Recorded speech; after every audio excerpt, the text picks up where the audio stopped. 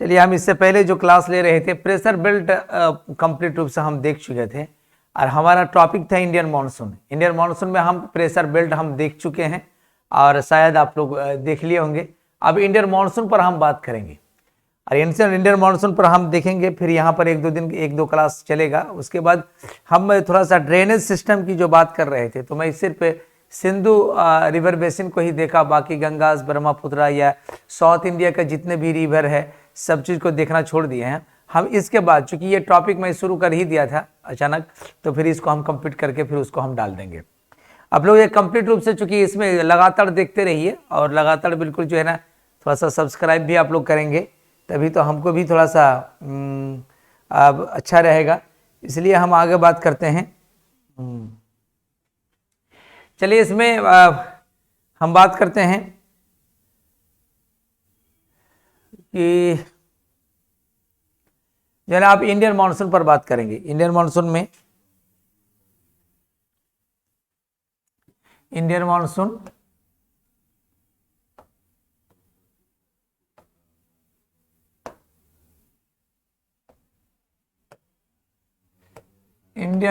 की बात करेंगे हम। इंडियन मानसून की बात करेंगे हम। इंडियन मानसून की बात करते हैं। भारतीय मानसून की बात करेंगे।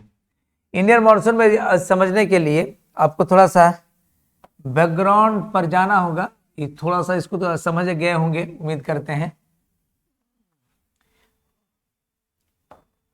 तो हम बात करेंगे भी, जैसे कि आपको जो है भारत में मानसून की उत्पत्ति का कारण क्या है, मानसून आखिर क्या है। अगर मानसून को समझना है या भारत में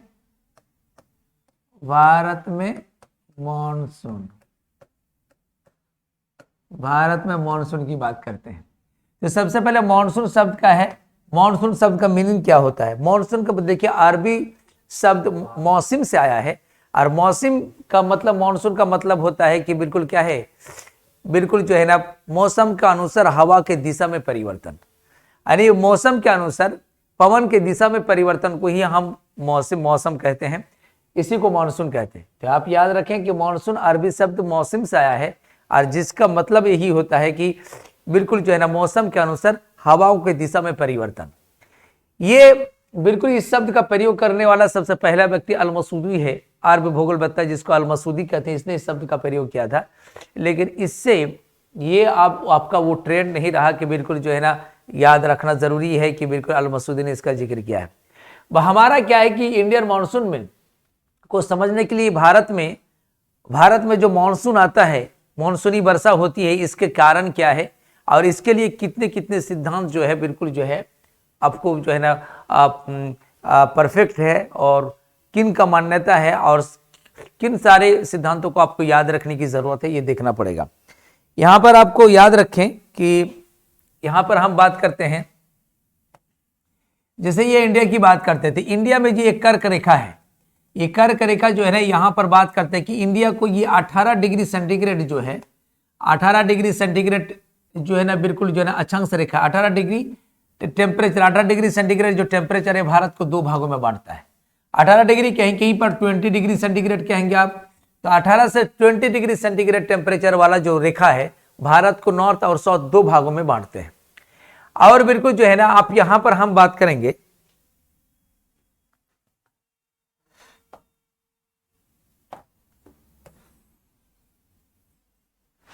अब यहां पर हम बात करेंगे कि भारत के मानसून के उत्पत्ति के क्या क्या कारण है। हम प्रेशर बेल्ट अगर हम अच्छी तरह समझ चुके हैं तो आराम से हम इसको जानेंगे। हम देखेंगे कि मानसून जब आना चाहिए तो तब नहीं आता है। बिल्कुल जो है ना मानसून जो है ना बिल्कुल जो है ना कहते हैं कि जून महीना इतनी गर्म महीना होता है, अप्रैल मई जून ये सब गर्म महीना रहने के बावजूद भी भारत में मानसून की उत्पत्ति नहीं हो पाती है। यानी अप्रैल मई में आप जानते हैं कि 1 जून में बिल्कुल जो है ना आप केरल में पहुंच जाते हैं, 25 मई में आपको अंडमान निकोबार में पहुंच जाते हैं। क्या रीजन है कि अप्रैल में इतना ज्यादा गर्मी पड़ने के बावजूद भी हमारे यहाँ पर बिल्कुल जो है ना मानसूनी वर्षा नहीं होती है? कई कारण है, इस चीज को हम एक एक करके हम समझेंगे। तो सबसे पहले हम ये बात करते हैं कि यहाँ पर थोड़ा सा हम इसी एक चीज का बात करेंगे। सबसे पहले जिस चीज का बात करेंगे हम सबसे पहले इस चीज को हम देखते हैं।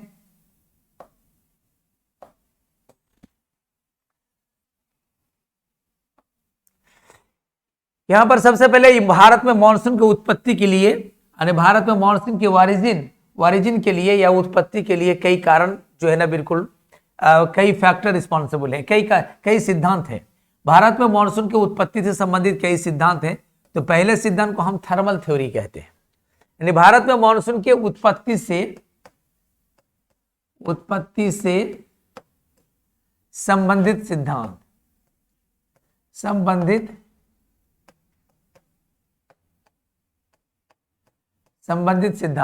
भारत में मानसून की उत्पत्ति से संबंधित सिद्धांत। यह सिद्धांत में पहली बार हम इस बात करेंगे कि पहले इसका सिद्धांत क्या है। तो पहला सिद्धांत में हम आते हैं थर्मल थ्योरी, जिसको हम क्या कहते हैं, थर्मल थ्योरी। पहला, इस थ्योरी के जन्मदाता कौन है, डडल स्टाम्प की बात करते हैं, और बिल्कुल डडल स्टाम्प और प्लस बेकर की बात करते हैं, बेकर। तो डडल स्टाम्प और बेकर इस सिद्धांत का जन्मदाता है। दूसरी बात पर हम कहते हैं, दूसरी वेस्टर्न या फिर equatorial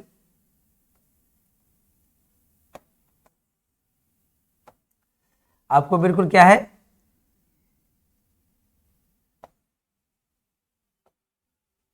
equatorial westerlies theory,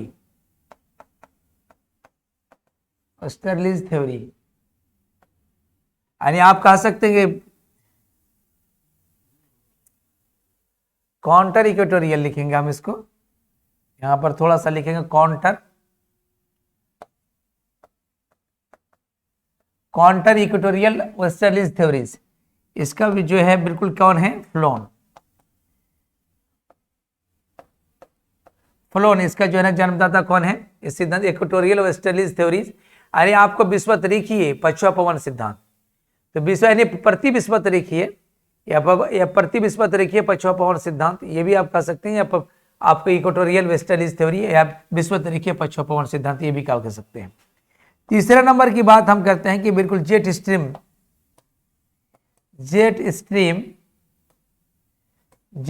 theory, इसका जो है बिल्कुल कौन है, कोटेश्वरम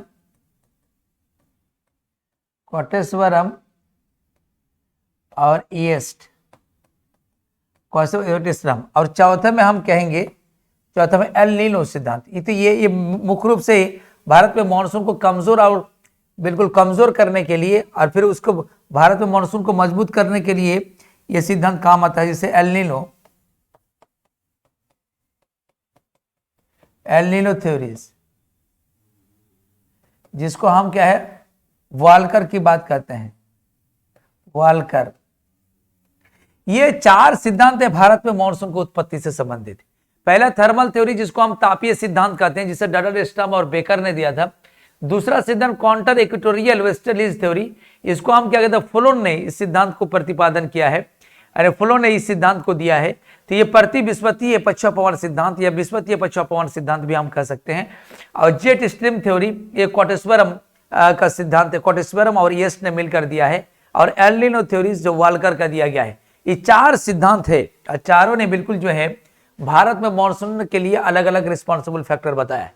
ये दोनों सिद्धांत टेम्परेचर को ही फोकस किया है, और ये टेम्परेचर करें, ये आपको ईस्टर्न जेट स्ट्रीम के थ्योरी देगा, ये जेट स्ट्रीम थ्योरी में। और एल नीनो की भी बात हम करेंगे अलग से, एक एक करके हम क्लियर करेंगे कि थर्मल थ्योरी के अनुसार क्या कहता है। तो यहां पर हम एक एक करके बात करेंगे, इसको बड़े बढ़िया से समझिएगा। तो सबसे पहले हम बात करते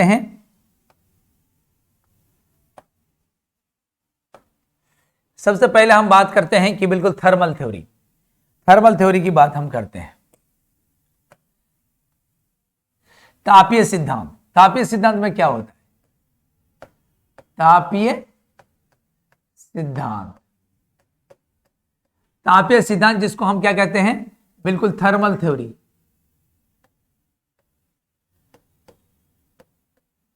थर्मल थ्योरी। ये भारत में मॉनसून की उत्पत्ति के लिए जो तापीय सिद्धांत है, इसको बिल्कुल डडेल-स्टम्प और कौन, बेकर ने दिया था। बेकर और डडेल-स्टम्प ने भारत में मॉनसून की उत्पत्ति के लिए तापीय सिद्धांत को ही प्रतिपादन किया, तापीय सिद्धांत को ही बताया कि भारत में मॉनसून के सिद्धांत के लिए यही सिद्धांत परफेक्ट है, और इसी को उन्होंने बिल्कुल जो इस सिद्धांत को प्रस्तुत किया। डडेल-स्टम्प और बेकर के अनुसार या फिर तापीय सिद्धांत के अनुसार भारत में मॉनसून की उत्पत्ति के लिए मुख्य कारण क्या है, उसने तापमान को बताया, टेम्परेचर को बताया।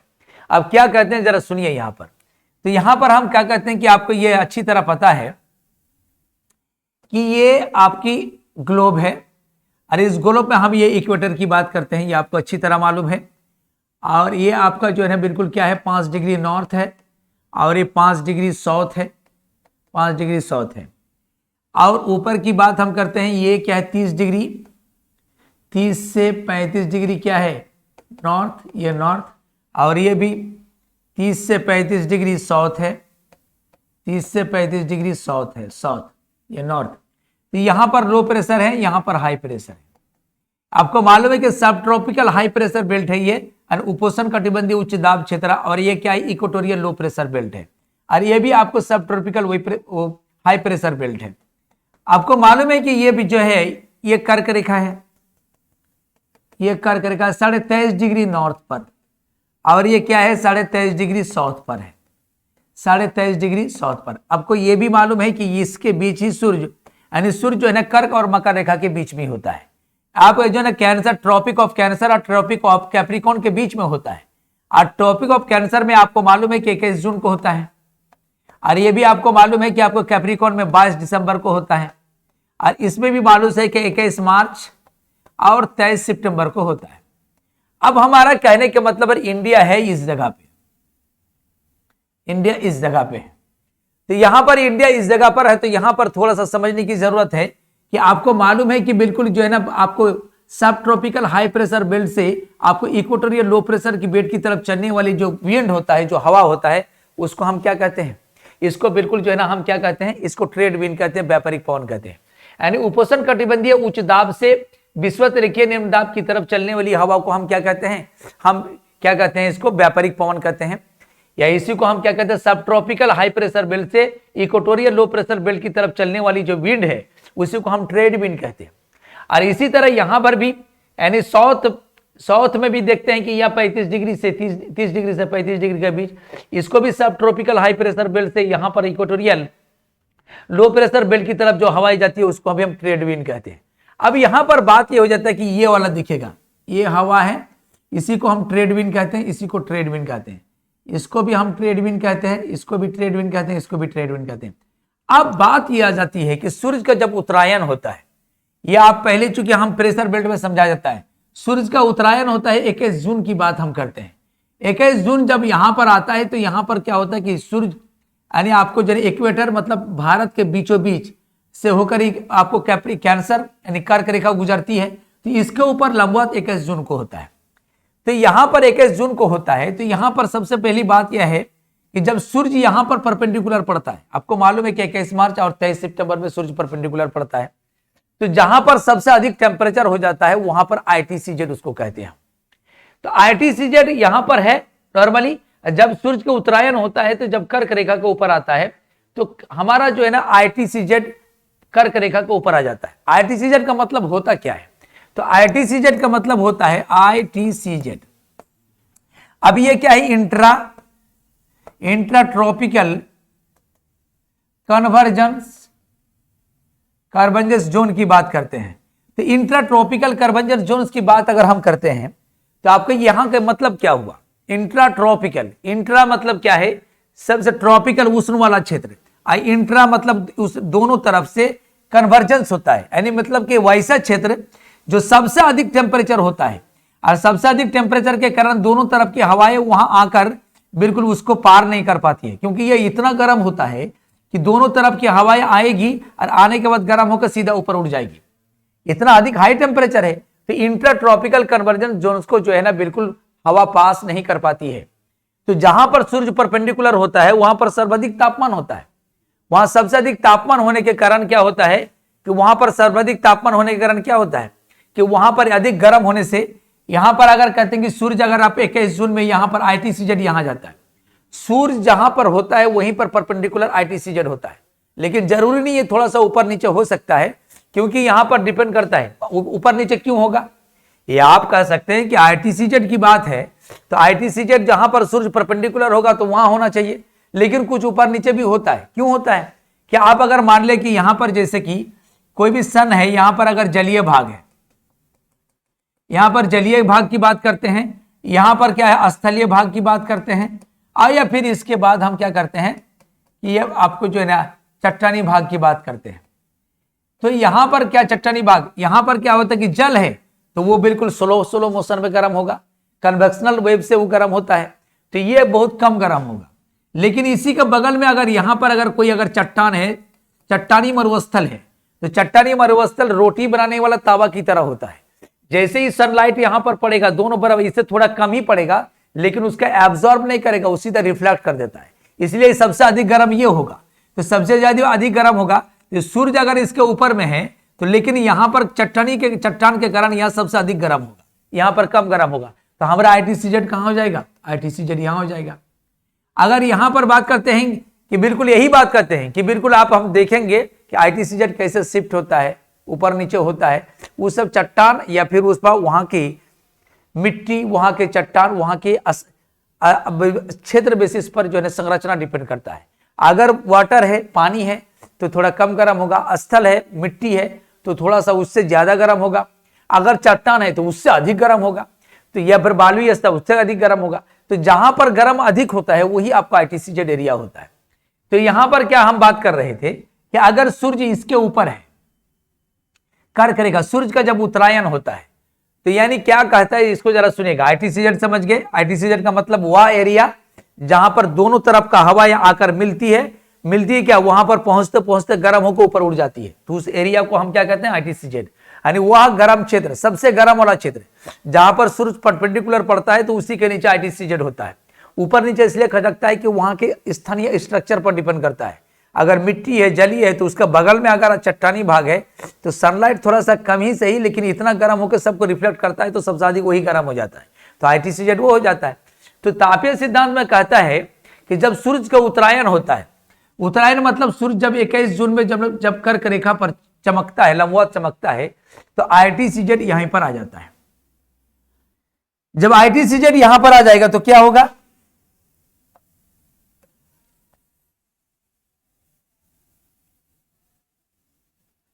जब ITCZ की बात हम करते हैं,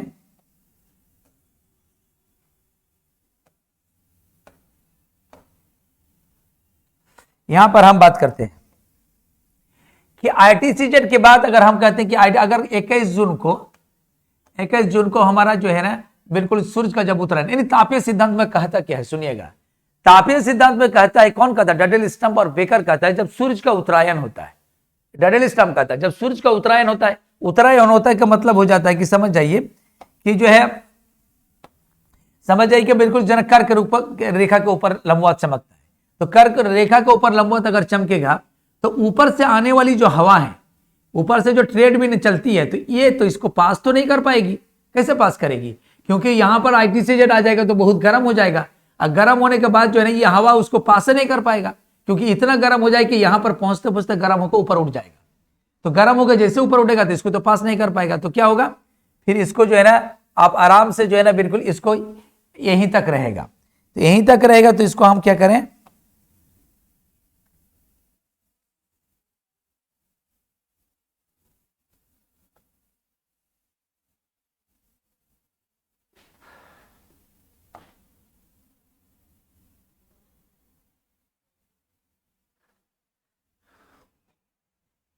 इसको थोड़ा सा हम देख लेते हैं।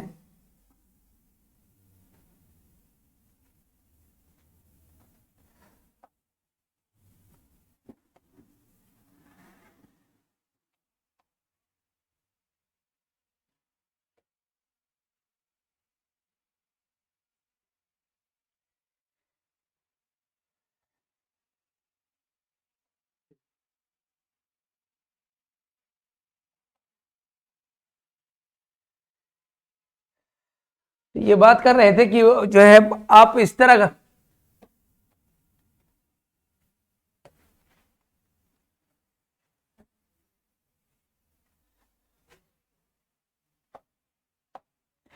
ये हमें भी आपको आईटी सीजर के बारे में चर्चा कर रहे थे। आईटी सीजर के बारे जैसे भी चर्चा कर रहा था तो मैं आपको क्या बोला है कि ये 0 डिग्री पर है। एक minute,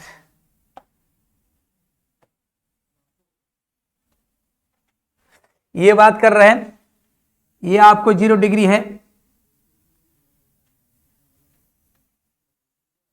5 degree south, 5 degree north, और यहां की बात हम कर रहे थे कि 30 डिग्री नॉर्थ और 35 डिग्री नॉर्थ की बात कर रहे थे। और ये कर्क रेखा 23.5 डिग्री नॉर्थ की बात कर रहे थे, ये इंडिया है, ये बात हम कर रहे हैं। तो यहां पर हम जहां से बात कर रहे थे कि आपको भले आईटीसीजेड जब यहां पर आ गया, आईटीसीजेड जब यहां पर आ जाता है, 21 जून की बात हम कर रहे हैं, तो बिल्कुल यहां पर सबसे ज्यादा टेम्परेचर होता है। और जब आईटीसीजेड यहां पर आ जाएगा, आईटीसीजेड यहां पर आ जाएगा, तो यह ऊपर से आने वाली जो व्यापारिक पवन है, ट्रेड विंड है, इसको पास नहीं कर पाएगा। इसके कहां से पास करेगी? नहीं पास करेगा, तो वहीं पर गर्म होकर ऊपर उड़ जाएगा। तो यहां पर साउथ से जाने वाली जो ट्रेड विंड है, ये आपको 30 डिग्री साउथ और 35 डिग्री साउथ में जाने वाली जो ट्रेड विंड है, ये सीधा क्या करेगा, अब यहां से जाके गर्म होकर ऊपर उठेगा नहीं। ये क्या हो जाएगा कि यहां आईटीसीजेड तो यहां पर है ही नहीं, तो इसको पार करते हुए सीधा क्या करेगा, वो बिल्कुल जो है ना इक्वेटर को पार करके वो दाएं ओर मुड़ जाएगा। दाएं ओर क्यों मुड़ेगा, ये आप अच्छी तरह पता है आपको कोरियलिस फोर्स के कारण, या फिर आपको जानते हैं फेरल के नियम के तहत, जैसे ही आपको इक्वेटर से उत्तरी गोलार्ध में जैसे पहुंचता है, तो वो सीधा वो बिल्कुल दाएं ओर मुड़ जाता है। यहां पर इसलिए पास किया कि यहां पर सर्वाधिक टेम्परेचर नहीं है, टेम्परेचर तो यहां पर आ गया है। यहां आ गया तो बिल्कुल हवाएं सीधा ऊपर तक जाएगी, यहां पर जाएगी, यहां पर जाएगी, यहां पर जाने के बाद गर्म होकर सीधा ऊपर उड़ जाएगा। तो प्रॉब्लम इस बात की है कि जब यहां पर क्या कहते हैं इंडिया है, तो यहां पर इंडिया को अलग अलग तरफ से हम अगर लेते हैं कि बात यहां पर ये क्या है, 0 डिग्री है, ये 0 डिग्री है, और इधर से जाने वाली कितना है आपको व्यापारिक पवन है, ये व्यापारिक पवन है,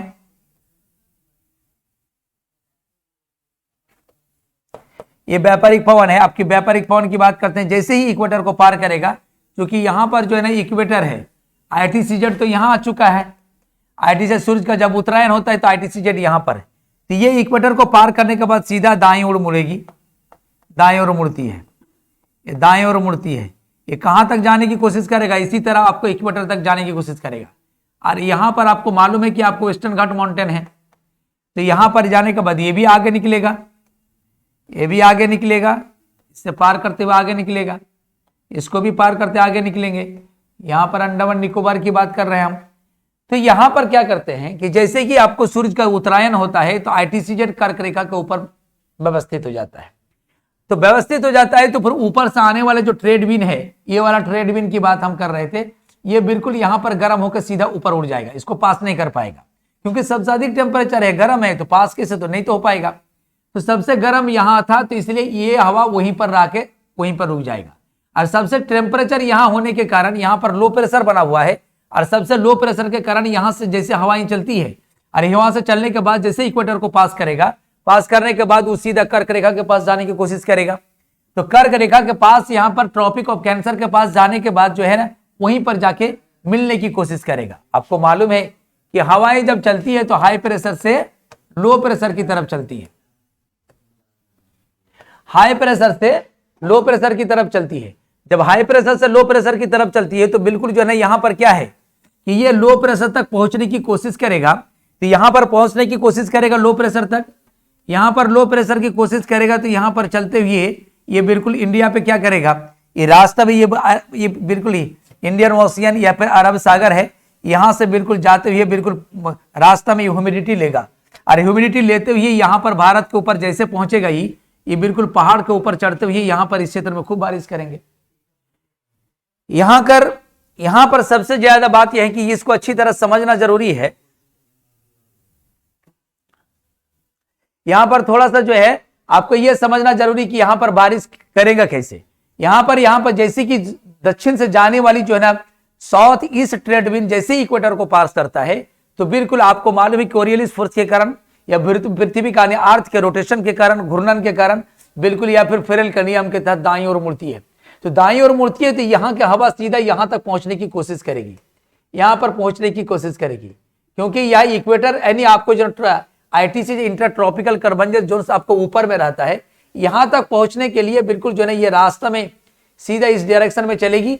तो रास्ता में क्या ये सागरीय क्षेत्र है, तो सागरीय क्षेत्र है तो वो मॉइस्चर को तो एब्जॉर्ब करेगा, ये जल करी आर्द्रता को, बिल्कुल ह्यूमिडिटी को एब्जॉर्ब तो करेगा ही, और एब्जॉर्ब करके जैसे ही आप यहाँ पर पहाड़ी क्षेत्र है उसको पार करने की कोशिश करेगा, तो पहाड़ी क्षेत्र है तो ऊपर उठना पड़ेगा, और जैसे जैसे ऊपर उठेगा, ऊपर उठने से तापमान में कमी होती है, और तापमान में कमी होने से फिर उसका क्या होता है, उसके रिलेटिव ह्यूमिडिटी बढ़ता है, सापेक्षिक आर्द्रता बढ़ता है, और बिल्कुल सापेक्षिक आर्द्रता जब 100% हो जाता है तो खूब यहाँ पर बारिश करती है। तो प्रॉब्लम इस बात की है, यहाँ पर तो एक चीज समझना जरूरी है,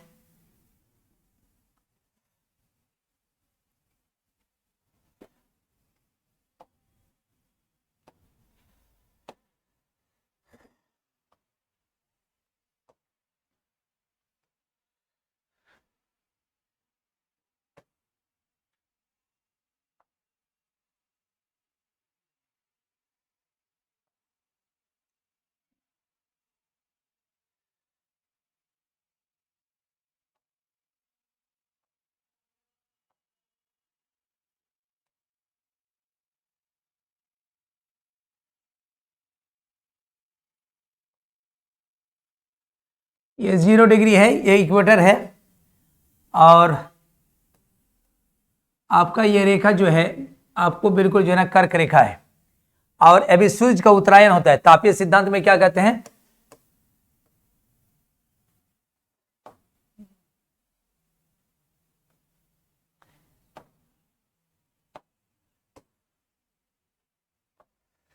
तापीय सिद्धांत में,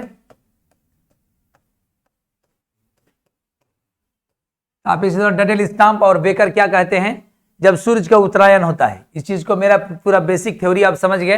अब हम बात करते हैं ITCZ यहां पर है, ये रेखा के ऊपर जो है सबसे अधिक सबसे कम टेम्परेचर है, और जहां टेम्परेचर अधिक होता है, सबसे अधिक टेम्परेचर है, जहां टेम्परेचर अधिक होता है वहां पर प्रेशर लो होता है, और जहां प्रेशर लो होता है तो हवाएं जब भी चलती है तो हाई प्रेशर से लो प्रेशर की तरफ चलती है। तो हवाएं हाई प्रेशर से लो प्रेशर की तरफ जब चलती है तो ये बिल्कुल जो है ना आपको यहां पर देखने की बात है कि यहां पर सबसे अधिक टेम्परेचर है, तो सबसे अधिक टेम्परेचर तो लो प्रेशर यहां पर होगा। अब ऊपर से आने वाली जो ट्रेड विंड है, ऊपर से आने वाली ट्रेड विंड जो है आपको हम इससे पहले बता चुके कि ये 23.5 डिग्री है, 30 से 35 के बीच से ऊपर से ट्रेड विंड आती है। ये ट्रेड विंड इसको पास नहीं कर पाएगा, इसको पार इसलिए नहीं कर पाएगा क्योंकि वो तो इक्वेटर तक आती है, इक्वेटर तक वो नहीं पहुंच पाएगा, क्योंकि रास्ता में इस जगह पर इतनी टेम्परेचर मिल जाता है उसे। सूर्य का जब उत्तरायण होता है 21 जून के करीब में, सूर्य यहां पर परपेंडिकुलर होता है, तो यहां पर इतना अधिक टेम्परेचर है कि यह इसको जो है ना बिल्कुल यहां पर पहुंचते पहुंचते हवा गर्म होकर सीधा ऊपर उड़ जाता है, हवा गर्म होकर सीधा ऊपर उड़ जाता है, तो सब सीधा ऊपर उड़ जाता है, इसलिए जो है ना उसको पास ही नहीं कर पाएगा। अब नीचे से जाने वाली हवा की बात अगर हम करते हैं, नीचे से जाने वाली भी एक ट्रेड विंड है, नीचे से जाने वाली एक ट्रेड विंड है, तो नीचे से जाने वाली जो ट्रेड विंड है ये आप क्या होता है कि पहले इक्वेटर को पास नहीं कर पा रहा था, क्योंकि ITCZ यहीं पर हुआ करता था। अब इंटरट्रॉपिकल कन्वर्जेंस यहां पर नहीं, यहां पर है, तो यहां पर पहुंचेगा वो, तो डायरेक्ट पहुंच नहीं पाएगा, क्योंकि ये 0 डिग्री से ऊपर उत्तरी गोलार्ध है, नॉर्थ हेमिस्फीयर है। तो जैसे ही ऊपर चढ़ेगा उसके बाद अपने राइट हैंड साइड आपको बिल्कुल जो है ना दायां ओर मुड़ जाएगा, तो दाईं ओर मुड़ेगी तो यहां से चलने लगेगी, तो यहां से चलने कहां तक चलेगी वो सीधा बिल्कुल जो है ना आप जहां पर ITCZ वहां तक पहुंचेगी, क्योंकि वहां पर सबसे अधिक टेम्परेचर है, तो प्रेशर सबसे लो वहीं पर है, तो हवा बिल्कुल लो प्रेशर तक पहुंचने की कोशिश करेगा। तो यहां पर हवाएं चलने लगती है, आगे की ओर आगे बढ़ते जाएगी, बढ़ते जाएगी, बढ़ते जाएगी। अब यहां पर बात हम करते हैं, यहां पर बात करते हैं कि ये इतना दूर से, ये बिल्कुल रास्ता में क्या है, ये सब सागरीय क्षेत्र है, और सागरीय क्षेत्र से होकर ये बिल्कुल हवाएं गुजरती है, तो ये रास्ता में सागरीय क्षेत्र होने के कारण वहां पर क्या है, मॉइस्चर को, जल को एब्जॉर्ब करता है। तो जल को जब एब्जॉर्ब कर देता है तो एब्जॉर्ब करने के लिए यहाँ पे जितनी ह्यूमिडिटी है, रास्ता में सागरीय क्षेत्र है, जलीय भाग को एब्जॉर्ब करते हुए बिल्कुल जैसे भारत में प्रवेश करती है तो भारत के इस साइड में ही आपका एक माउंटेन मिलता है। उस माउंटेन को हम क्या कहते हैं, वेस्टर्न घाट माउंटेन। तो वेस्टर्न घाट माउंटेन यहां पर है। जैसे हवा वहां पर पहुंचती है तो पहाड़ को जब उठेगा, हवा के रास्ता में, उसके रास्ता में पहाड़ मिल गया, तो पहाड़ जैसे मिलेगा तो हवा जैसे ही पहाड़ को ऊपर उठेगा, तो यहां पर हम बात करते हैं कि ये अगर मान लिया माउंटेन है, इस माउंटेन से इधर से हवा आती है, हवा यहां पर मॉइस्चर लेकर आएगी, इस पहाड़ को ऊपर उठने की कोशिश करेगा। तो जैसे धरातल से ऊपर की ओर उठती है तो टेम्परेचर में कमी होती है, और टेम्परेचर में जब कमी होगी तो टेम्परेचर में कमी जैसे ही होता है तो उसकी आर्द्रता यानी बिल्कुल मॉइस्चर कैपेसिटी जो है ना उसका कम हो जाएगा। यानी जैसे जैसे ऊपर की ओर जाएगा आर्द्रता क्षमता, उसका आर्द्रता ग्राही क्षमता कम हो जाएगा, और आर्द्रता ग्राही क्षमता कम हो जाएगा तो उसमें रिलेटिव ह्यूमिडिटी बढ़ जाएगा। अब सबसे पहले समझना कि रिलेटिव ह्यूमिडिटी होता क्या है।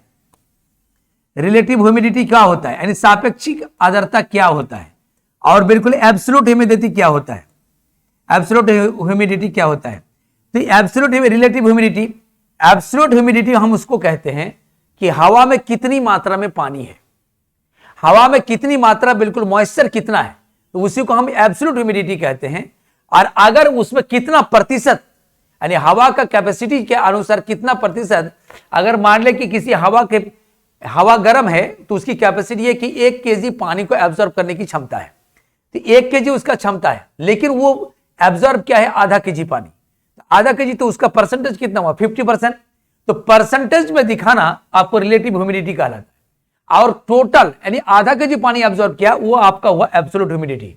तो कुल ह्यूमिडिटी को हम एब्सोल्यूट ह्यूमिडिटी कहते हैं, और एयर का बिल्कुल कैपेसिटी के तुलना में कितना आपको ह्यूमिडिटी आया है उसके परसेंटेज को हम रिलेटिव ह्यूमिडिटी कहते हैं। और जब हवा के कैपेसिटी के बराबर अगर ह्यूमिडिटी आ जाता है तो तभी बारिश होती है, इसलिए 100% रिलेटिव ह्यूमिडिटी होगा तभी वर्षा होगी। तो यहां पर हम बात करते हैं कि जैसे जैसे अगर मॉइस्चर लिया हुआ कोई हवा अगर पहाड़ के ऊपर चढ़ते हैं तो पहाड़ के जैसे धरातल से ऊपर की ओर जाते हैं तो तापमान में कमी होती है, और तापमान में जब कम होगा तो बिल्कुल हवा का बिल्कुल मॉइस्चर एब्जॉर्ब की कैपेसिटी क्या होता है, घटता है।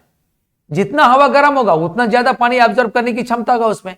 अब हवा ही ठंडा होते जा रहा है तो उसका क्षमता क्या हो, धीरे धीरे कम हो जाएगा। तो ऐसे ऊपर जाते हैं तो तापमान में कमी होता है, इसके बारे में हम बता चुके हैं कि ऊपर में जाने से तापमान में कमी होता है, और जब कमी होता है तो ऊपर जाते जाते हवा का बिल्कुल जो है थोड़ा थोड़ा ठंडा होता है, और ठंडा होने से उसकी कैपेसिटी, पानी एब्जॉर्ब की कैपेसिटी धीरे धीरे कम होता है, और जब धीरे धीरे कम होता है तो फिर क्या होता है कि उसका रिलेटिव ह्यूमिडिटी बढ़ते जाता है, सापेक्षिक आर्द्रता बढ़ते जाएगा, क्योंकि कैपेसिटी का अनुसार जितना पानी होता है उसका परसेंटेज निकालते हैं। अब कैपेसिटी घट रहा है और उतना ही पानी है तो परसेंटेज बढ़ेगा, और जैसे जैसे ऊपर जाते हैं तो बिल्कुल उसका परसेंटेज बढ़ता जाता है। अंत में ऊपर जाते जाते उसका क्या है, सापेक्षिक आर्द्रता 100% पहुंच जाता है, जिससे घंघोर बारिश करती है।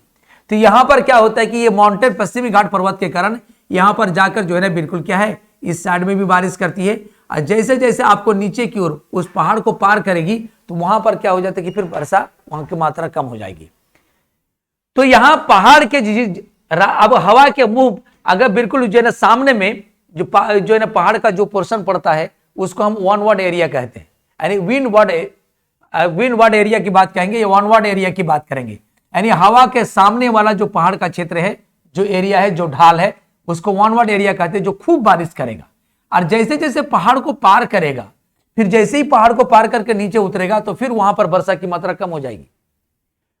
आपको मालूम है कि यहां पर जैसे कि वेस्टर्न घाट माउंटेन है, तो वेस्टर्न घाट माउंटेन में यहां पर वेस्टर्न घाट माउंटेन इसको समझते हैं, तो यहां पर क्या है, बॉम्बे है, यहां पर महाबलेश्वर है, यहां पर पूना है। तो यहां पर बॉम्बे में आपको 150 सेंटीमीटर वर्षा होती है, और यही महाबलेश्वर में 650 सेंटीमीटर वर्षा होती है, और पूना में आपको 60 सेंटीमीटर वर्षा होती है। इसका मतलब आपको समझ में आ गया होगा कि यहां सबसे अधिक पर्वत का जो है ना बिल्कुल जो है ना ढाल वाला एरिया में सर्वाधिक वर्षा होती है, और बिल्कुल जो है ना इसके जो है जो इस वाला एरिया में जो है बैक साइड, जिसको हम वृष्टि छाया प्रदेश कहते हैं, लीवार्ड एरिया, इसको हम क्या कहते हैं, लीवार्ड एरिया, और इसको वानवर्ड एरिया। तो वानवर्ड एरिया में सर्वाधिक वर्षा होती है, और जैसे जैसे नीचे गिर जाती है उसका वर्षा की मात्रा कम हो जाती है। अब यहां पर बात यह जाती है कि आखिर पहाड़ के उस पार में जो है जैसे हवा नीचे उतरती है तो वर्षा की मात्रा कम क्यों होती है। यहां समझना जरूरी है कि यहां पर वर्षा कम, यहां पर अधिक क्यों। तो ये समझने के लिए आपको समझ में आना चाहिए कि बिल्कुल जो आपको टेम्परेचर का एडियाबेटिक चेंज को समझना होगा। यहां पर हम थोड़ा सा बात करेंगे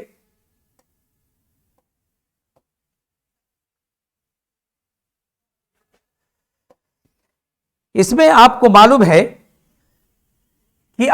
है कि यहां पर सबसे पहले इसको समझना जरूरी है।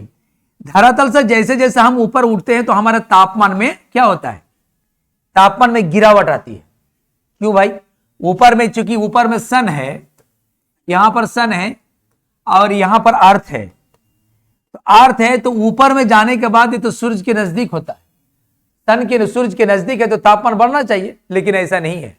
तापमान इसलिए घटता है, आपको ये मालूम है कि जैसे जैसे ऊपर की ओर जाते हो तापमान कम होने के रीजन क्या होता है?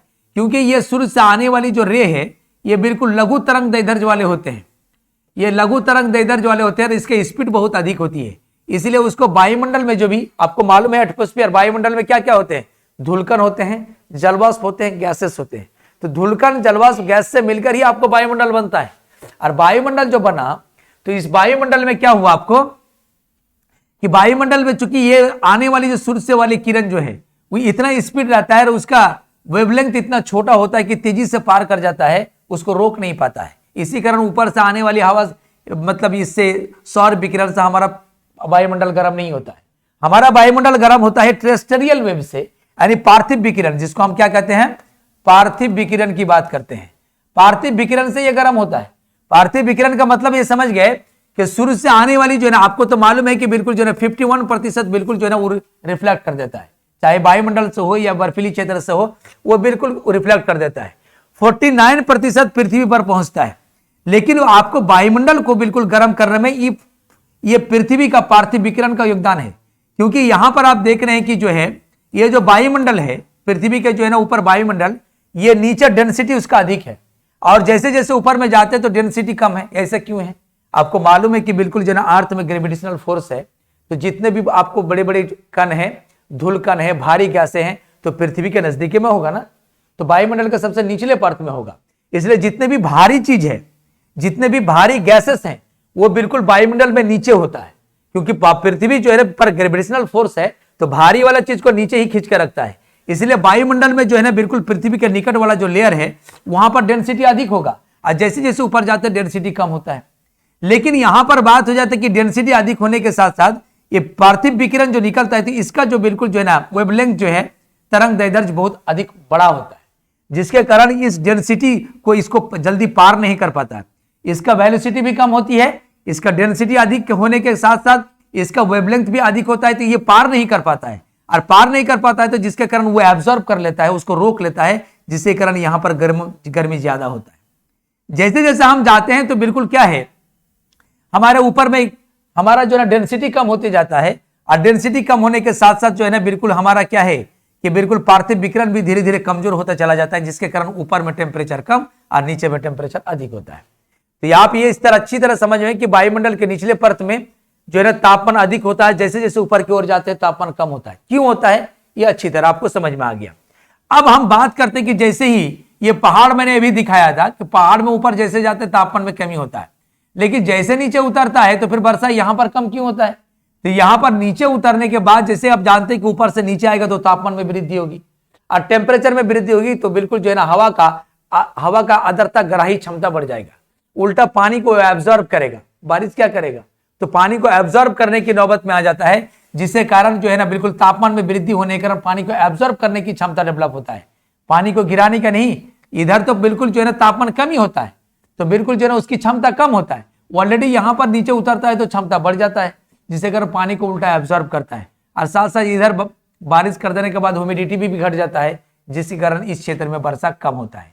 इसलिए वृष्टि छाया प्रदेश में वर्षा कम, आपको बिल्कुल जो है ना आपको वनवर्ड एरिया में आपको जो है ना जो है ना अभिमुख क्षेत्र में वर्षा अधिक होती है। अब बात यह आ जाती है कि ठीक है, इसके कारण जो है ना रास्ता में जब सूरज का उत्तरायण हुआ तो उत्तरायण आईटीसी कर्क रेखा पे हुआ, तो साउथ से जाने वाली जो भी जो है ना ट्रेड विंड है वो रास्ता में बिल्कुल क्या मॉइस्चर लेता है, इस क्षेत्र में जाके बारिश करता है।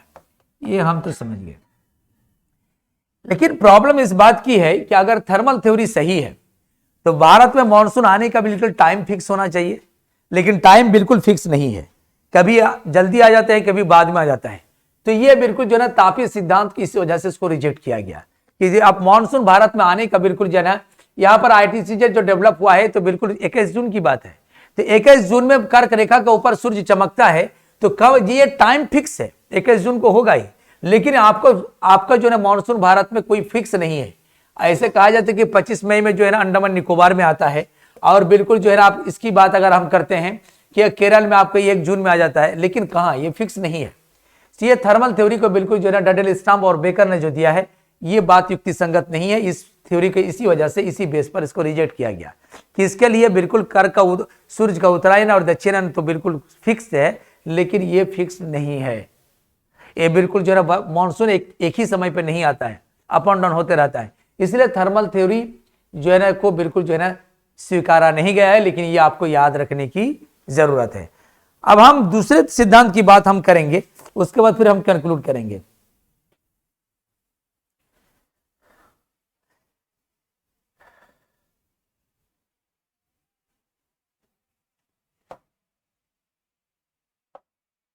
अब दूसरा सिद्धांत पर हम आते हैं। अब एक ही चीज थोड़ा सा इस पर हम बात करेंगे।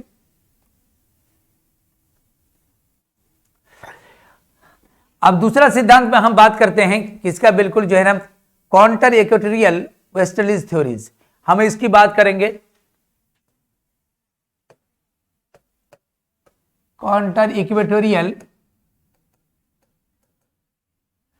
Westerlies theories.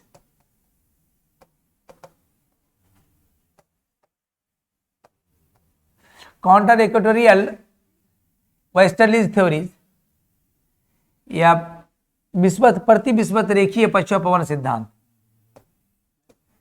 प्रति विषुवत रेखीय पश्चिम पवन सिद्धांत, पश्चिम पवन सिद्धांत की बात कर रहे हैं। ये इसको देने वाले कौन है, फ्लोन। इसको फ्लोन देने वाला क्या है, इस सिद्धांत का प्रतिपादन या ओरिजिन करता कौन है, फ्लोन। फ्लोन ने यह सिद्धांत दिया। अब फ्लोन क्या कहते हैं कि काउंटर इक्वेटोरियल कैरेंट ही इक्वेटोरियल वेस्टर्लीज थ्योरी, यानी कहते हैं प्रति विषुवत रेखीय आप पश्चिम पवन ही बिल्कुल भारत में मानसून की उत्पत्ति के लिए रिस्पॉन्सिबल है, यानी उत्तरदायी है। यानी आपको पहले इसको थोड़ा सा समझना जरूरी है। यहां पर अगर हम बात करते हैं,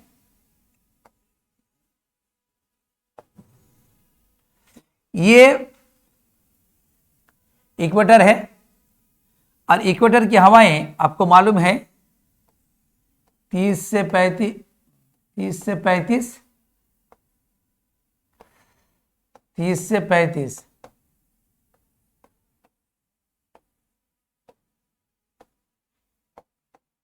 यहां से हवाएं चलती है, और यह दोनों हवा आपस में टकराने के बाद यह लैंड वाला एरिया है।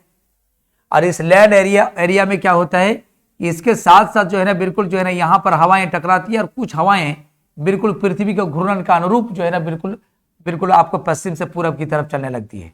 तो यहाँ पर एक हवाएं चलती है, इसी हवा को ही कहते हैं कि दोनों व्यापारिक पवन आपस में टकराने के बाद ये लैंड एरिया में बिल्कुल क्या होता है, टकराने के बाद उसके कुछ भाग जो पृथ्वी के घूर्णन का अनुरूप अनुसरण करने लगती है, और उसी को ही एक हवा जो जाती है उसी को ही प्रति विषुवतीय पश्चिम पवन कहते हैं। इसी का नाम प्रति विषुवतीय पश्चिम पवन सिद्धांत पवन कहते हैं। तो उसने इंडिया तो इस जगह पे है, ये इंडिया की इस जगह की बात करते हैं, ये कर्क रेखा है।